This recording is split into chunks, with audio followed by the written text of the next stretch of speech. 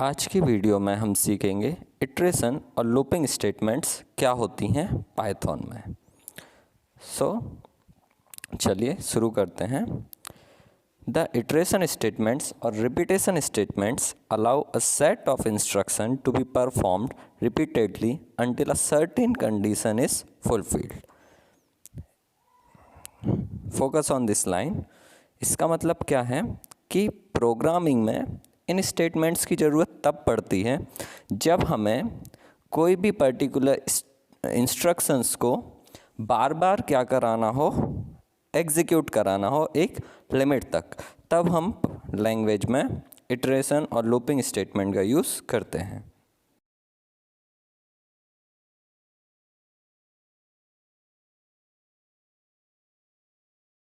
जैसे आप सभी जानते हैं कि प्रिंट एक स्टेटमेंट होता है, और यदि आप अपने प्रोग्राम में प्रिंट फंक्शन को कॉल करते हैं या स्टेटमेंट लिखते हैं, तो यदि आपने एक बार प्रिंट स्टेटमेंट लिखी है तो वो क्या होगा, एक ही बार एग्जीक्यूट होगा।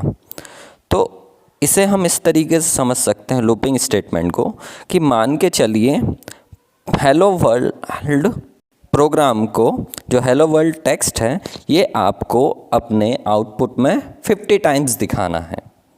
तो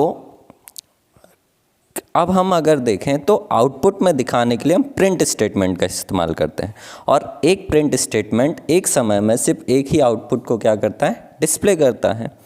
इट मीन्स यदि हमें 50 टाइम्स दिखाना है हेलो वर्ल्ड को, तो हमें हमारे कोड के अंदर 50 बार प्रिंट फंक्शन को क्या करना पड़ेगा, कॉल करना पड़ेगा, या फिर 50 बार हमें प्रिंट फंक्शन को लिखना पड़ेगा।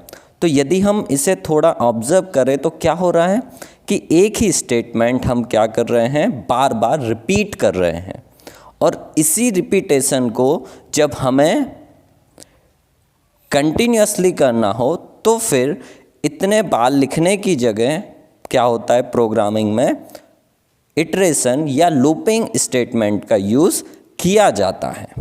अब पाइथन में दो तरीके की लूपिंग स्टेटमेंट्स होती हैं, एक होती है काउंटिंग और एक होती है कंडीशनल लूपिंग।